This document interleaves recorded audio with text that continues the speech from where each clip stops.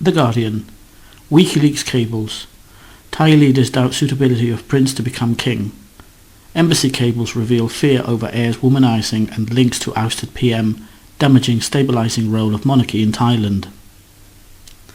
Thai leaders harbour grave misgivings about the Crown Prince's fitness to become king, owing to his reputation as a womanizer and links to a fugitive former Prime Minister, according to a leaked US diplomatic cable.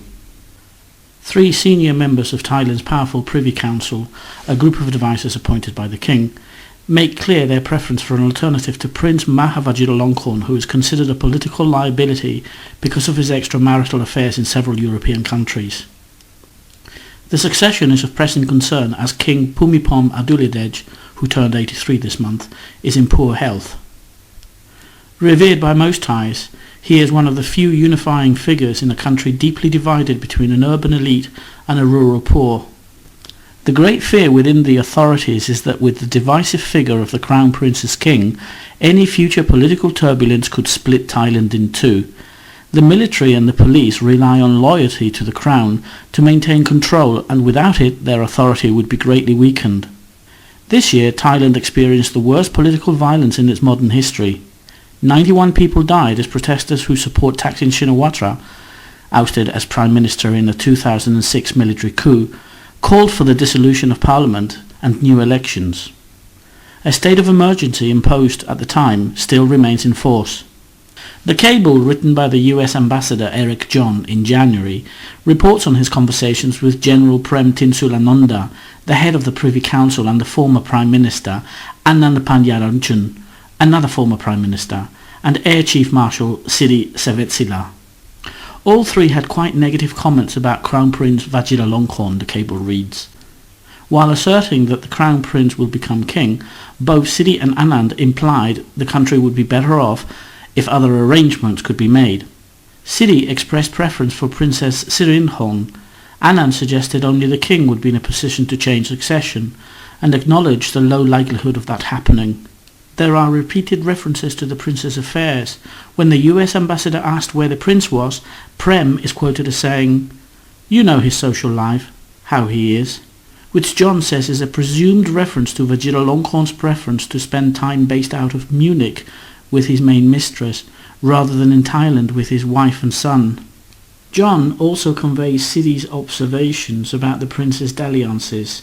The cable states, Siri, in a similar vein, noted that the Crown Prince frequently slipped away from Thailand and that information about his air hostess mistresses was widely available on websites. He lamented how his former aide, now Thai ambassador to Germany, was forced to leave Berlin for Munich, often to receive Vajiralongkorn. Apart from their concerns over the prince's behaviour, the Privy Council members also expressed unease over his ties with the fugitive ex-Prime Minister Thaksin, best known in the UK for owning Manchester United Football Club from 2007 to 2008. Thaksin spends most of his time in Dubai, in self-imposed exile. Prem acknowledged Crown Prince Vajiralongkorn probably maintained some sort of relationship with fugitive former PM Thaksin, seeing him from time to time. Prem, clearly no fan of either man, cautioned that Thaksin ran the risk of self-delusion if he thought that the Crown Prince would act as his friend or supporter in the future merely because of Thaksin's monetary support. He does not enjoy that sort of relationship. In the cable, Anand blames the king's poor health partly on Thaksin, who at the time was acting as a political advisor to the Cambodian government. The king was in hospital in January, exercising 30 minutes a day on a stationary bicycle and passing a medicine ball with a physical therapist to build up strength and regain weight. Despite their reservations about the Crown Prince, John's interlocutors seemed resigned to his becoming king. Anand said that he had always believed that the Crown Prince would succeed his father, according to law. However, there could be complicating factors if Vajiralongkorn proved unable to stay out of politics or avoid embarrassing financial transactions. The consensus view among many Thai was that the Crown Prince could not stop either, nor would he be able to, at age 57, to rectify his behaviour, the cable reads. After another pause, Annan added that someone really should raise the matter with the king, before adding with regret that there was really no one who could raise such a delicate topic. Note, implied was the need for an alternative to Vajiralongkorn. Royal intrigue is also conveyed in another cable by John in October 2008. This confidential message reports on complaints by Samak Sundarajev, a former Prime Minister, that Queen Sirikit encouraged the coup that overthrew Thaksin. He showed disdain for Queen Sirikit, John writes, claiming that she had been responsible for the 2006 coup d'etat as well as the ongoing turmoil generated by the PAD, the People's Alliance for Democracy protest. He alleged the Queen operated through Privy Council President Prem Tinsulanonda, who, along with others presenting themselves as royalists, worked with the PAD and other agitators. Citing his own regular meetings with King Bhumibol, Samak claimed he, rather than his opponents, was sincerely loyal to the king and enjoyed the king's support. What constitutes an insult?